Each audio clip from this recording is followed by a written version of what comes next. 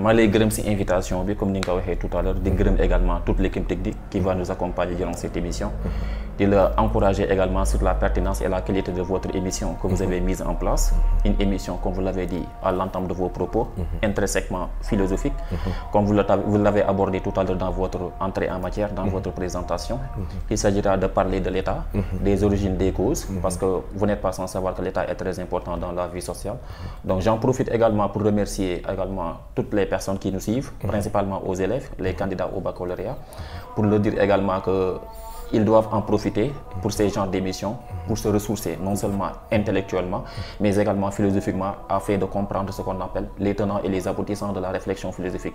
De remercier également toute la population de Guinaw Rails Nord, de remercier toute la famille Kanfani, de remercier également toute la famille Mané, en tout cas, merci. Voilà, machallah professeur, comme nous l'avons dit, les origines de l'État. Pourquoi l'État?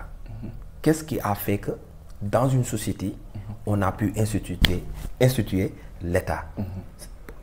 Ce qui nous amène à parler des origines de l'État. Aujourd'hui, selon vous, d'où vient l'État?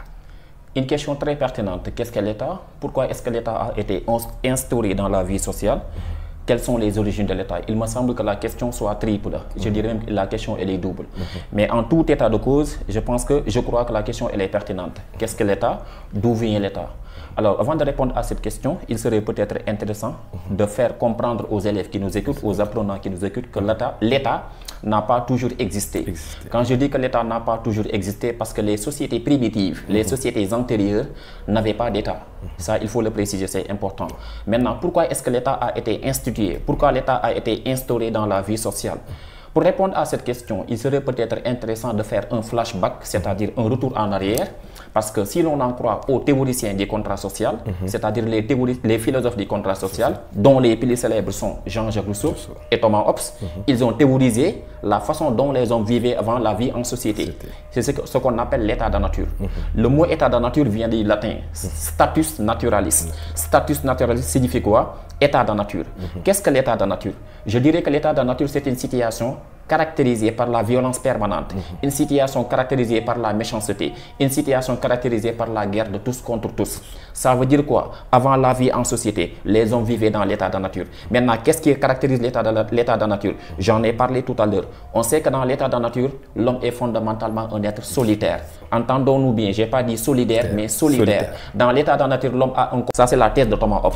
C'est pourquoi Hobbes dit que quand on étudie l'homme, quand on observe l'homme, on constate qu'il est une créature, un être profondément méchant, un être sadique vis-à-vis de son prochain, un être caractérisé par la méchanceté. Maintenant, les hommes ne peuvent pas demeurer perpétuellement dans la barbarie, dans la violence et dans la truculence. Arrivé à un certain moment, les hommes sont conscients des dangers qui menacent leur survie. Maintenant, ils ont décidé de s'associer pour fonder ce qu'on appelle le droit. Pour fonder le droit, ça veut dire quoi? Rappelez-vous, à l'entame de mes propos, je vous ai fait savoir qu'il y a une absence de normes et de lois dans l'état de la nature. Il y a une violence perpétuelle, une violence généralisée. Maintenant, cette violence généralisée, elle ne peut pas perdurer. Elle ne peut pas continuer perpétuellement. Que font les hommes? Les hommes s'associent pour fonder le droit. En fondant le droit, ils vont déléguer, ils vont confier leur sécurité, leur liberté à une autorité souveraine qui s'appelle l'État. C'est dans ce sens qu'on peut dire que l'État a une genèse. Maintenant, parlant de la genèse de l'État, il y a deux thèses contradictoires qui s'affrontent. Il y a ce qu'on appelle la thèse naturelle, défendue par Aristote, qui dit clairement que l'homme est fondamentalement un zoon politikon. Si Aristote nous dit que l'homme est un zoon politikon, ça veut dire que la vie en société, l'homme est fondamentalement un animal politique. L'homme est enclin à vivre en société parce que sans la société, l'homme n'est pas. De ce point de vue, cette thèse d'Aristote semble être légitime. Mais l'autre thèse a été développée par Thomas Hobbes qui nous dit clairement qu'avant la vie en société, les hommes ont vécu dans l'état de la nature. Maintenant, les hommes ont fait une trajectoire. Ils ont fait une transition. Autrement dit, les hommes quittent l'état de la nature pour accéder à l'état de réalité sociale organisée. Il appartient à l'État en tant qu'autorité souveraine de trancher, en tout cas de mettre en place des lois qui sont fortes, des institutions qui sont fortes pour que chaque individu obéisse et respecte les normes qui sont établies dans la société.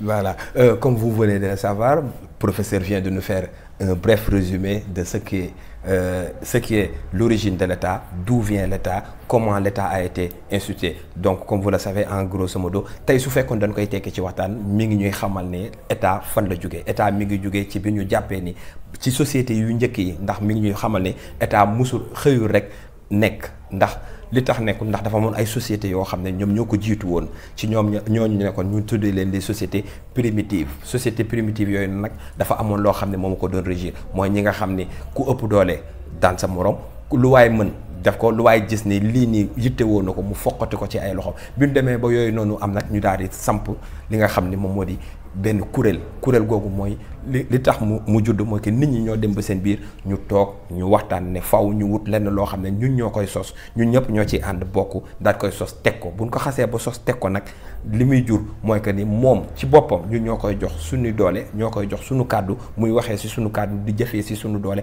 pour que suba lu waay def loo xam ne teggi na walla jaarul yoon ni dinañ xool naka lañ koy fajee kooku dina ko jox doole pour mën ko dem. Ce qui nous amène à dire qu'il y a toujours eu des formes d'État. Et ces formes d'État va